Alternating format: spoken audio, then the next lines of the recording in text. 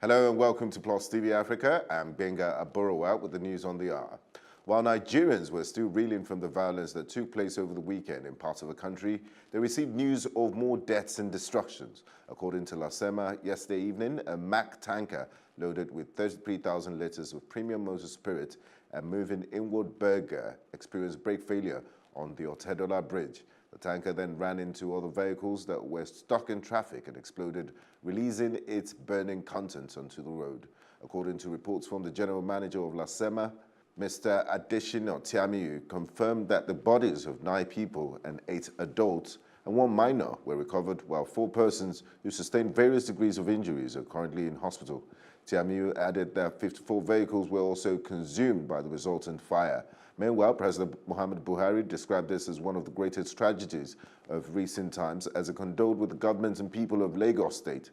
Mr. President also called on emergency services and law enforcement officials to ensure that the losses and damages from the incident are limited. The Lagos State Governor, Mr. Akinwumi Ambode, also commiserated with the people of Lagos State, stating that everything will be done to ameliorate their pain. Due to the chaos between the police and butchers at the abattoir of the Bodija market, the Oyo State Government sealed the market after the shooting that occurred yesterday at the market and its environs. The state government took to its official Twitter account to inform the public that the market has been shut down. The Are Latosa Local Government Council Development Area Chairman, Mr. Adekunle Oladeji, said this was to protect lives and properties and also to avoid the spread of the issue at the market to other areas of the state. He said the matter had been reported to security agencies who are working at maintaining law and order. The public relations officer of the Oyo State Police Command, Adekunle Ajishebutu, said a statement will soon be made to the public to give details on the incident.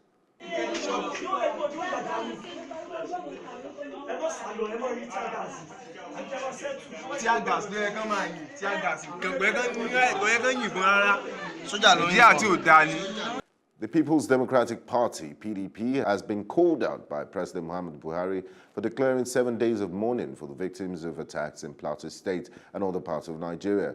President Buhari has accused the opposition PDP of desperately trying to score cheap political points with the recent killings in Jos. However, in a statement signed by the special advisor to the president on media and publicity, Femi Adesina, he made a checklist of the brutal killings that occurred in Nigeria during the PDP rule from 1999 to 2015, and according to him, over 10,000 Nigerians were killed during the PDP years, and there was no national mourning, and the PDP's flag had fluttered proudly in the sky. Adesina said every soul is precious, and so the tragic attack in Plateau should not be used to play crude politics, urging those who do so to have a change of heart or lose their very humanity. The Plateau State Police Command has invited leaders of the Christian Association of Nigeria over their role in the mass protest that took over the streets of Plateau State and the Government House.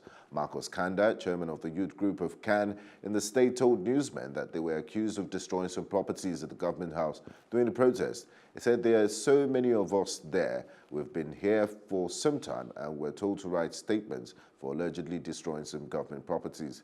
While the Plateau State Governor, Simon Lalong, had earlier condemned the protest in a statement, the governor found it regrettable that while government had chosen to recognize the right of its citizens to peaceful assembly and protest within the confines of the law, the conveners of the protest under the joint auspices of the Christian Association of Nigeria, Northern Zone of Plateau State, the youth wing of the Christian Association of Nigeria, Plateau State, and Bazata Gospel Team, allowed the protest to be hijacked by hoodlums who took advantage of the procession to destroy government properties and the vehicles of civil servants and visitors to Government House, with the damage running into millions of naira. 90 Delta militants on Thursday declared all National Assembly members enemies of the state for irresponsibly consenting to cutbacks of funds to key infrastructural projects in the 2018 budget, threatening to deal with them and blow up their properties in the region. The militants who met at Benin River, Egbema, in Delta State, stated that when the budget provisions for various projects in the region was compared to the wealth obtained from the region's crude oil, They further castigated the lawmakers for their ineptitude, foolishness, non-committed approach, and dumbness. They expressed their grievances, saying it is shameful and abysmal failure on the part of our legislators in the National Assembly to sit down and endorse this injustice done to the people of the region when the president had already allocated funds for such projects with direct positive impact on the people.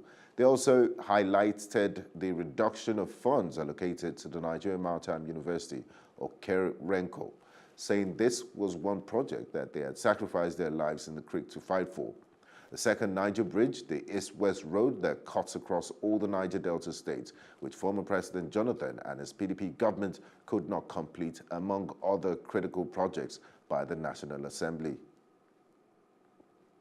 Speaker of the Osun House of Assembly, Mr. Najim Salam, has declared his intention to contest for the governorship seat of Osun State. Salam, who made this declaration at the All Progressive Congress Secretariat on Thursday in Osogbo, said that as someone who has wide political experience, he was capable of governing the state. Governance is not a tea party, but rather it's serious business for experienced politicians. Being the number 3 citizen in the state, he believes that he has the political experience to move the state forward. The speaker added that there's no doubt he will be Governor Aribeshola's successor. A former governorship aspirant in Akwa Ibom, Okon Inyanam, is dead. He was killed by unknown gunmen at his hotel in Mowe, Ogun State. His death was confirmed in a statement issued by his elder brother, Attorney General in Akwa Ibom, Victor Inyanam, on Thursday morning. The late Mr. Inyanam contested for the governorship seat in the 2015 elections with the Accord Party in Akwa Ibom. He was a former executive director of marketing communications of a telecom company, a one-time chief marketing officer of another telecom company, and one-time assistant general manager sales and marketing of a group of companies. Before his demise, he was the chief executive officer of a consulting firm. According to a report by the United Nations, 881 children died in Nigeria in 2017, with half of that resulting from suicide, including those used as human bombs by Boko Haram terrorists. This was stated in the 2017 edition of the United Nations Annual Children and Armed Conflict Report, which covered conflicts in 20 countries, including Nigeria, Syria, Afghanistan, India, the Philippines, and Yemen. The report disclosed that over 1,900 children were detained based on the alleged association of their parents with the Islamist sect. Virginia Gamba, United Nations expert on children and armed conflict, stated that the UN verified 45 incidents of rape and other forms of sexual violence affecting 131 children attributed to Boko Haram. All child victims attributed to Boko Haram were abducted, raped, or forcibly married to members of the group. Also contained in the report is the attack verified by the UN on 4 schools and 1 attack on a hospital in Nigeria attributed to Boko Haram. Gamba encouraged the government to provide a protective educational environment for children, in particular for girls, and end the use of schools for military purposes in line with the commitments in the Safe Schools Declaration. And on the foreign scene, the Prime Minister of Ethiopia, Abiy Ahmed, and Eritrean President Isaias Afwerki will meet soon as the nations try to resolve one of Africa's most intractable military standoffs. Prime Minister Abiy had earlier this month said he would honor all terms of a peace deal, hinting that he might be ready to settle the border dispute. An Eritrean delegation arrived in the Ethiopian capital, Addis Ababa, on Tuesday for the first time since the two nations fought in 1988 over a border dispute with no diplomatic relations ever since. European Union leaders agreed today on a hard-fought accord on migration after more than 9 hours of talk. It took place in an atmosphere of political crisis, with German Chancellor Angela Merkel under intense political pressure at home and a new Eurosceptic Italian government threatening to torpedo any deal that did not meet its demands. The meetings in Brussels, dominated by a 9-hour dinner, underscored how Europe's 2015 spike in immigration continues to haunt the bloc. despite a sharp drop in arrival of people fleeing conflict and economic hardship in the Middle East and Africa. European leaders struggle to overcome deep divisions on migrations before yielding vague pledges to strengthen external borders and explore new migrant centers. The Bulgarian government has survived a parliamentary vote of no confidence brought by the opposition socialists, citing the failure in combating domestic crime and a lack of progress in its security services. The motion was seen as a sign that the socialists were warming up to contest Borisov's government next year. When elections for the European Parliament as well as local elections are due, some 131 deputies in the 240 Parliament voted against the second no-confidence motion, while 104 deputies were in favor. And in business, the market closed on Thursday on a negative note with a decline in the all-share index, sharing 0.61% to close at 37,733.44, while market capitalization closed at 13.7 trillion naira, shedding 88.5 billion naira so far. The year-to-end decline stands at 1.3%. However, there were 17 gainers and 21 stock declines. Some of the top gainers include Honeywell Flour Mills, topping the chart with a 9.5% gain, Law Union and Rock Insurance PLC gaining 9.3%, Lafarge Africa PLC and ICO Insurance, which were up at 5%. Some losers of the day included Equity Assurance PLC, which was the highest loser, shedding 4.5%, Wema Bank PLC shedding 4.1%, Diamond Bank PLC, Transcorp PLC, and Prestige Assurance PLC shared 3.5% apiece. Dangote Flour Mills PLC shared 2.4%, while Dangote Cement PLC also shared 2.1%. NSE Industrial Goods Index closed on a high of 1.4% in terms of sector performance, followed by the NSE Consumer Goods Index, which also appreciated by 0.5%, and the NSE Insurance Index, which equally appreciated by 0.2%. According to the International Monetary Fund (IMF) calendar seen by Reuters on Wednesday, 6th of July, the executive board of the IMF will examine a bailout request by Congo Republic and who's a member of the Organization of Petroleum Exporting Countries, has been hit hard by low crude oil prices with a debt of over $9 billion. After a trip to Congo in April, an IMF delegation said it had reached a broad understanding on policies that could be supported under the IMF Extended Credit Facility. However, before a deal could be submitted to the board, the delegation said Congo will need to fulfill some conditions, which includes making progress towards restructuring debt that the IMF considers unsustainable. Authorities in the country are currently in talks with creditors, including trading houses Glencore and Trafigura, from which it has borrowed around $2 billion. The nation plans to move ahead with new projects that could see it become Sub-Saharan Africa's third largest oil producer, with a target of 350,000 barrels of crude oil per day. Up next is entertainment news. In entertainment, Ed Sheeran is being sued for the sum of $100 million for allegedly ripping off a Marvin Gaye classic. Structured Asset is the company filing the lawsuit against the Photograph singer. They are alleging that Ed's Thinking Aloud is a replica of Marvin Gaye's Let's Get It On. The company claims both songs in question have the same melody, harmonies, rhythms, bass line, drums, tempo, syncopation, and looping. Structured Asset bought 1/3 of Marvin Gaye's Let's Get It On copyright. The Marvin Gaye classic was written by Edward Townsend and Marvin in 1973.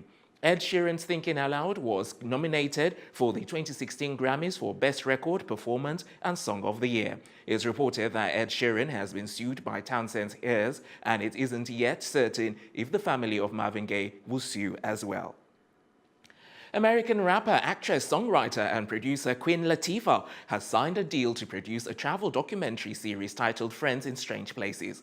According to reports, the documentary, which is under Latifah's Flavor Unit Entertainment Company, will focus on comedians who travel around the world with friends. The actress said she is so excited to develop a show that brings female comedians together for a remarkable time. She also said they're brilliant and funny women in the industry that feel a comedic documentary series about sisterhood and adventure is a new territory nobody has ever done.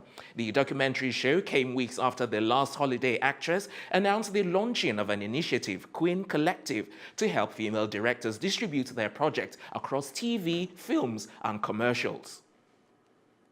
The Prince Estate officials have signed a new album deal with Sony Music Entertainment to refurbish 35 albums from the music icon's tracklist, which will start from the 1978 to 2015 titles to be reproduced through the legacy recording stamp. The deal also includes rights to produce other released singles, non-album tracks, remixes, and music videos. According to Troy Carter, an advisor to Prince Estate Entertainment, tells Billboard that they're looking forward to working with Sony and giving fans more great music from Prince. The singer won 8 Grammy Awards, 6 American Music Awards, and a Golden Globe Award. He was also known for the best-selling music artist of all time when he sold out 100 million records worldwide in 2016. Prince was a singer, record producer, and filmmaker who passed away on the 21st of April 2016. And that's it on entertainment. Up next is Udoka with the sports news.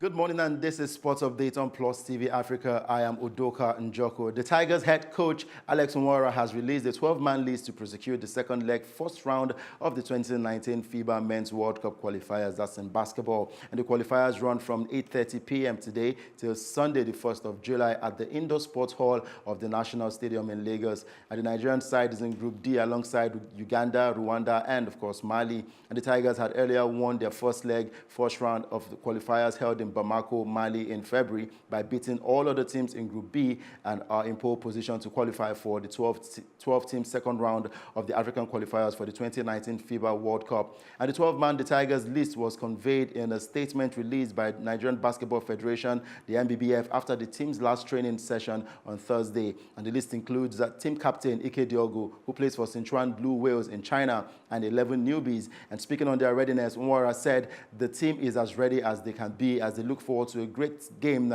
against Uganda, and the newcomers will be in line for their first competitive game for the Tigers later today. And going to the World Cup, Colombia coach Jose Peckerman, he says he's extremely concerned about an injury to James Rodriguez, who came off in the 1-0 World Cup win over Senegal. And the South Americans play England in the last 16 on Tuesday, and the 2014 Golden Boot winner, Rodriguez, is already a doubt. And Rodriguez did not start Colombia's opening Group H game against Japan because of a calf niggle. And the Real Madrid forward was integral to Colombia's 3-0 win over Poland, but played only 30 minutes against Senegal before he was substituted. And still on the World Cup, Iran World Cup striker Sada Azmoun has retired from international football at the age of 23, claiming his mother has become seriously ill because of the insults he has received. And Azmoun, nicknamed the Iranian Messi, had scored 23 goals in 33 games for his country before the tournament. He did not find the net in Russia as Carlos Queiroz' side finished third in Group B behind Spain and Portugal. And Azmoun described his decision to stop playing for Iran as painful. He scored 11 goals in 14 games in qualifying and played the full 90 minutes in all 3 group games in Russia as Iran beat Morocco and lost to Spain and drew with Portugal. However, Azmoun said the criticism he had received had made his mother very ill. And Azmoun made his debut for Iran at the age of 19, and he's 5th on his country's list of all-time goal scorers, and was compared to national hero Ali Day, and the record international goal scorer of all time with 109 goals in 149 appearances. And over to transfer news, English forward Wayne Rooney has completed his move from Everton to DC United. And Rooney, who is 32, joins the MLS outfit from Everton after signing a 3.5-year deal. And there will be no transfer fee involved, but DC United have agreed a hefty compensation package with the Premier League side, according to popular media outlet BBC. And his deal is worth £10 million, thus making him the highest paid player in the club's history. And the transfer was confirmed by DC United via a video from the official Twitter handle yesterday, that's on Thursday. And the former Manchester United star will officially join DC United when the US mid-season transfer window opens on the 10th of July. And that's it on Sport Update on Plus TV Africa. I am Udoka Njoko. That's the news at this hour. I am Benga Aborowa. Do have a great day.